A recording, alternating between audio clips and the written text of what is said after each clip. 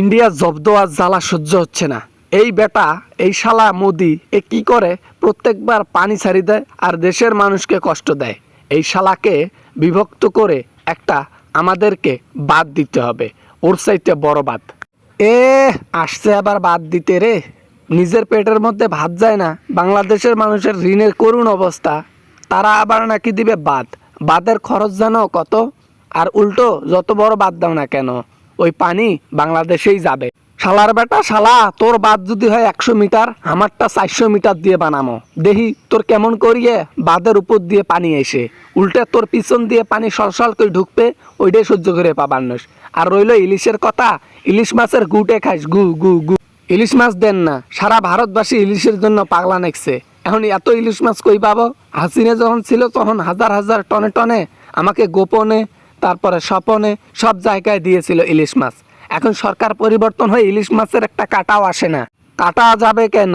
কাটা যাবে না তো, যাবে ওই যে আমাদের দেশের পাবলিক খাবে ইলিশ, আর তোদেরকে দেবে হলো যে পিছন দিয়ে বের হয় না পায়খানা, পায়খানা সেই পায়খানা প্যাকেটিং করে তোদের ওখানে পার্সেল করে দেবে।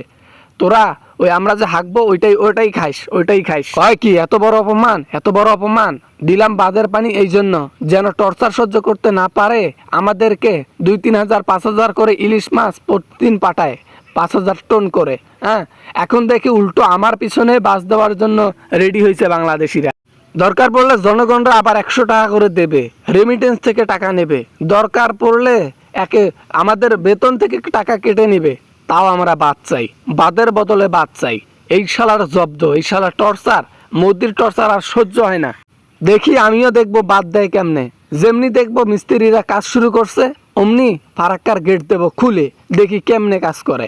পানি যাইতে থাকবে। দেখি মিস্ত্রিরা কেমনে পিলার গাড়ে, কেমনে ইট গাড়ে, কেমনে সিমেন্ট দেয়, তাই দেখবো। দরকার পড়লে এই চুক্তি এই বাদ দেবার জন্য চায়নার সাথে সম্পর্ক করব, সেই ঘনিষ্ঠ সম্পর্ক যেন চায়নাদের হাতে তুলে দেবো যে এই বাদ আপনারা করে দেন, যত টাকা লাগে লাগুক, কেমনে পারেন করে দেন। ওদের তো বুদ্ধির অভাব নাই, যতই পানি ছাড়ো কাজ হবে না। বলে কি রে, চায়নার সাথে সম্পর্ক করলে তো মাথা হ্যাং করে দেবে, এরা তো ওই যে বাদ দিয়েই ছাড়বে, এদের তো প্রযুক্তির অভাব নাই। আমি তো বিপদে পড়ে গেলাম, এখন পানি আর ছাড়া যাবে না। ওরা যা বলবে আমাকে তাই মানতে হবে, না হলে বাদের উপর বাদ পড়বে, আমার উপর পাস পড়বে।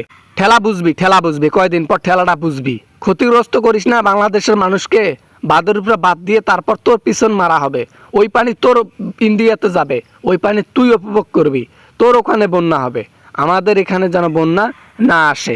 এবার না মানে ওই আল্লাহ তুই কি করলো রে, কি হায় ভগবান কি করলো রে। এই বুদ্ধি কাজে লাগাইলে জীবনটা শেষ করে দেবে। এ পানি নেওয়ার মতো ইন্ডিয়ায় কোনো জায়গা নেই।